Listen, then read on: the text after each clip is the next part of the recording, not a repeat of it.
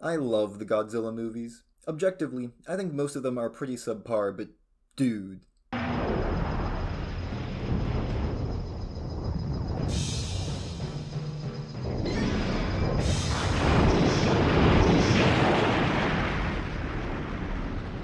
How can you not have fun with them? So, I'm going to be going through, reviewing, and ranking all of the Godzilla movies. This is mostly an excuse for me to talk on a subject I'm passionate about, so these are all my subjective opinions. I am not a film critic.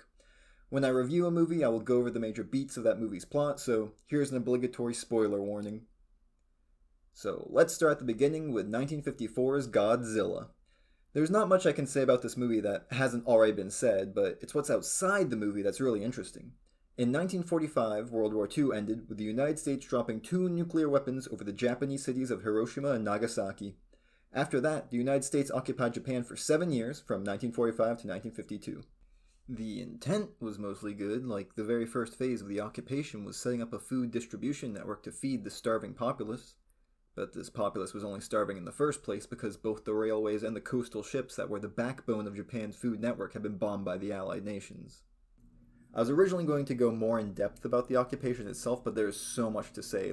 This was basically colonialism. Some good reforms and stuff, like women getting the right to vote, were made, but in general, all the context we need is that the United States practically owned Japan during this time, to the point where any criticism against the Allies was censored, and this censoring itself was not to be mentioned.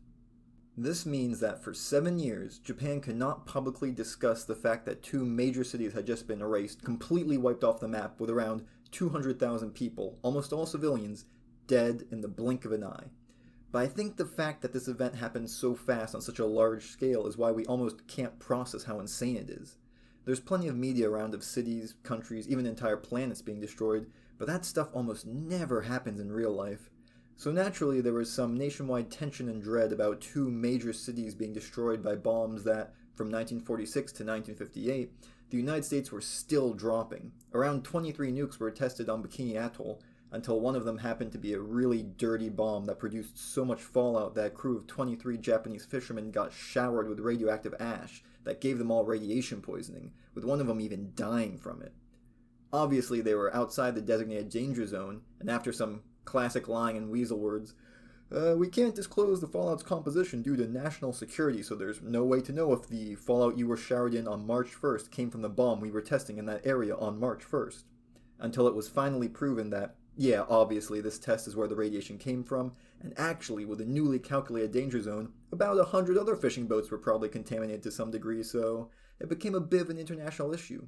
The United States paid reparations, the FDA said, hey, maybe don't eat any fish for a while, and the Japanese people were reasonably worried about the implication that they could just die at any time from nukes not even aimed at them. 8 months later, Ishiro Honda, a World War II veteran who had passed through Hiroshima on his way home and had seen the destroyed city firsthand, released the movie Godzilla in Japanese theaters, a movie that starts with a radioactive monster sinking Japanese fishing boats, rampaging through an island, then leveling Tokyo unfazed by any military opposition. It's kind of a one-to-one parallel of the recent events, and that's what made it such an impactful and successful movie. Instead of a city being destroyed in one big flash, it's slow and painful. You see people running for their lives, you see insane property damage, and you see people accepting their inevitable death.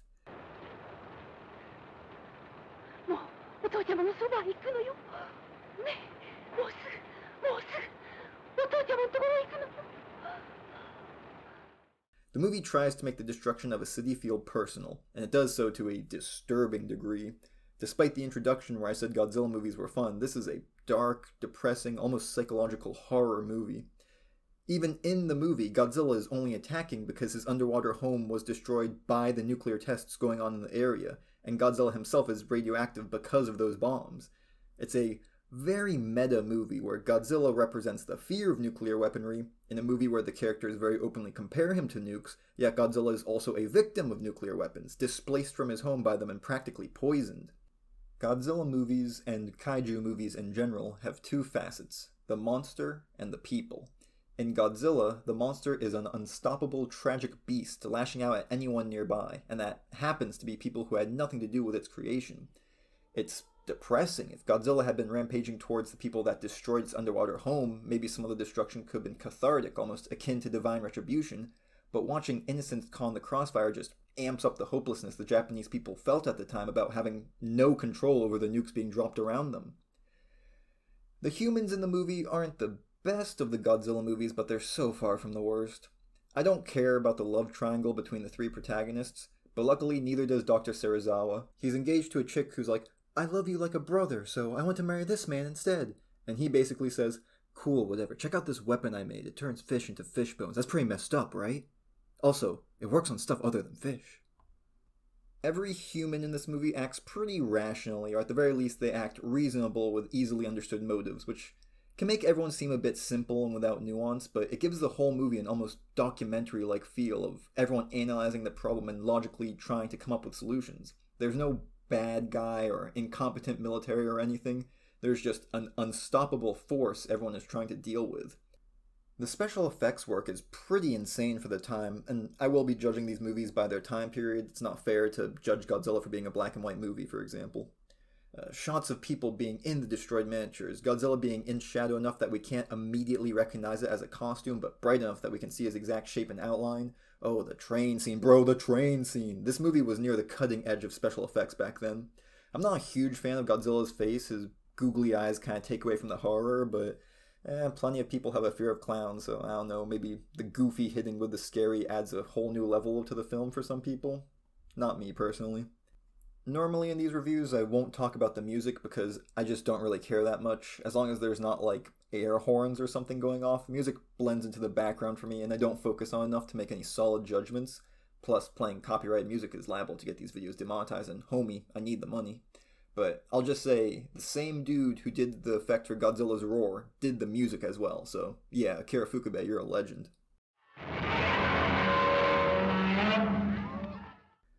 Most Godzilla movies have a weak ending, Godzilla being minorly inconvenienced or relocated so that we can celebrate him no longer destroying the city today, but he can come back tomorrow to wreck it in the next movie. But Godzilla 1954 has one of the strongest endings of any movie I've ever seen, and it's such a huge factor to why this movie had such an impact. Quick aside, y'all remember the Lorax, the Dr. Seuss book where there's a furry Oompa Loompa who speaks to trees, and once they're all cut down, he leaves, and the book ends really sad, like, damn, the only way he'll come back is if we fix this problem that exists right now in our current reality. And then remember when they made the Lorax a movie that ended with a bombastic car chase that had the main bad guy punished, and the Lorax returned like, you did good, kid, and it sucked and everyone hated it? That's the power of a call to action. In Godzilla, Dr. Serizawa has a chemical weapon called the Oxygen Destroyer that basically melts any organic life it comes into contact with, and he is so terrified of it being used for wartime purposes that he keeps it hidden away despite knowing it might be the only way to kill Godzilla. The other two protagonists eventually convince him to use it, and it does kill Godzilla, but he burns all his research and documentation on the Oxygen Destroyer and kills himself when he sets it off so it could never be used again. It is a downer ending, with characters commenting that if nuclear tests continue, there could very easily be another Godzilla someday. If Godzilla represents our fear of nukes, the movie postulates that the only way we can achieve peace is to stop messing around with them, or create an even more dangerous weapon, and even though that weapon would surpass and subdue nukes, it would just reset the situation, with itself as a dominant force instead. This is some heavy stuff meant to help a nation process its communal fears and trauma, and send a warning message to the rest of the world, and it does so well that you're bugging if you think I'm putting this anywhere other than S tier.